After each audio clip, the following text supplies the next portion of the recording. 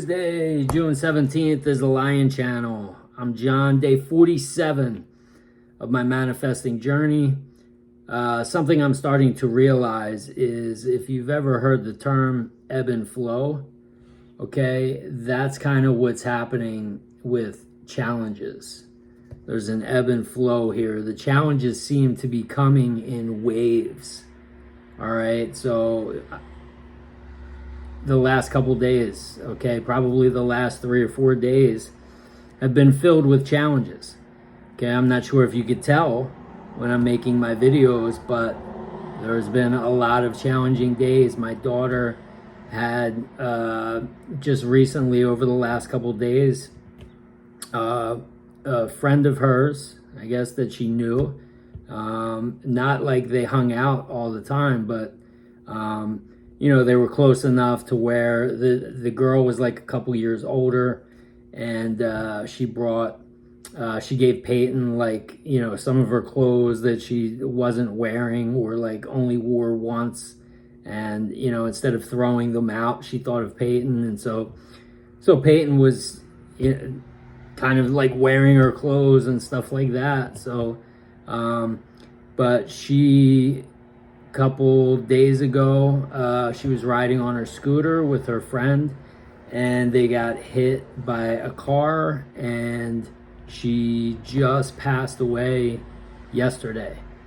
All right, so, and on top of that, we wanted to tell our daughter, my wife and I, and we kind of mentioned to some people, we're gonna tell her, but not like right now. And one of those people wound up, telling her. So that was kind of challenging to deal with. And there's been a couple more on top of that.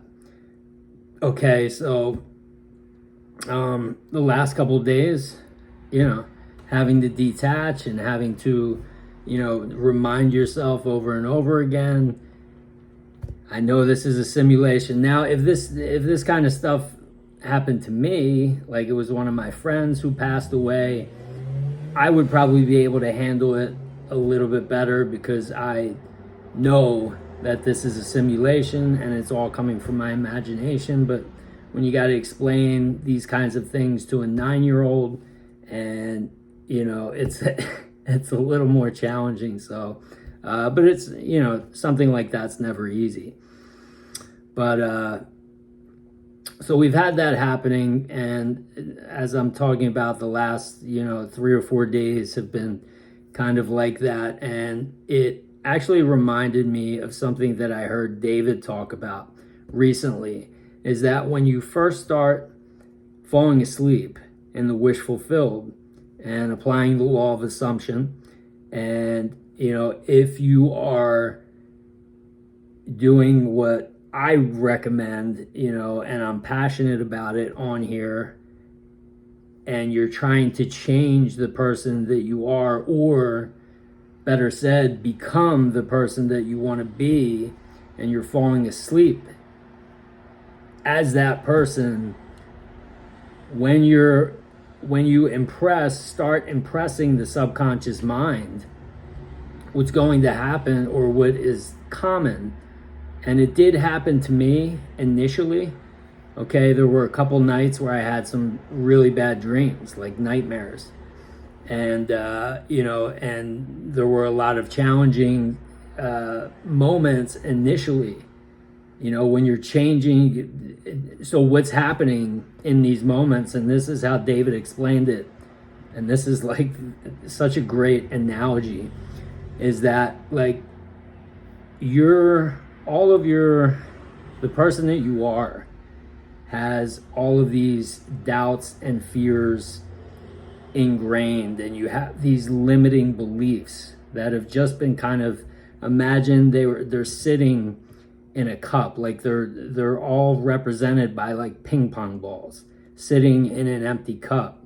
And so when the subconscious mind is impressed with this new person that you want to become, what happens is, imagine starting to fill that cup with water, what happens to the ping pong balls? The ping pong balls start rising to the top. So what the subconscious mind in effect is doing is cleaning out the cup, okay? All of those doubts and fears and limiting beliefs are starting to rise to the surface. So that's what's happening when you initially, a lot of people who start to do this have nightmares and have like really challenging experiences at the beginning, is because in effect you're kind of, you know, facing those old demons while the subconscious is cleaning out and trying to make it, you know, a new blank canvas so you can become the person that you ultimately want to become. And so eventually, after the cleaning out process, enough water is poured into the cup, the ping pong balls rise to the top and they drop out of the cup.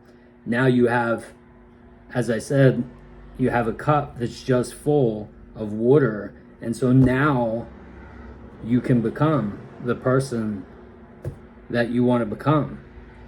So it just reminded me, because if you're, I could see some people getting discouraged, and David has talked about this. I think this is the first time I've mentioned this.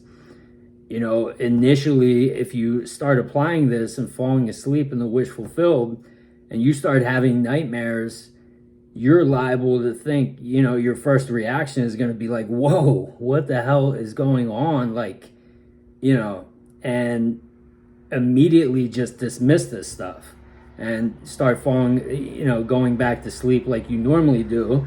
And then you start having good dreams again. You're like, all right, I'm not messing with the law of assumption. But just understand that that's what's happening. The subconscious is cleaning all of that old stuff out so you can bring in the new.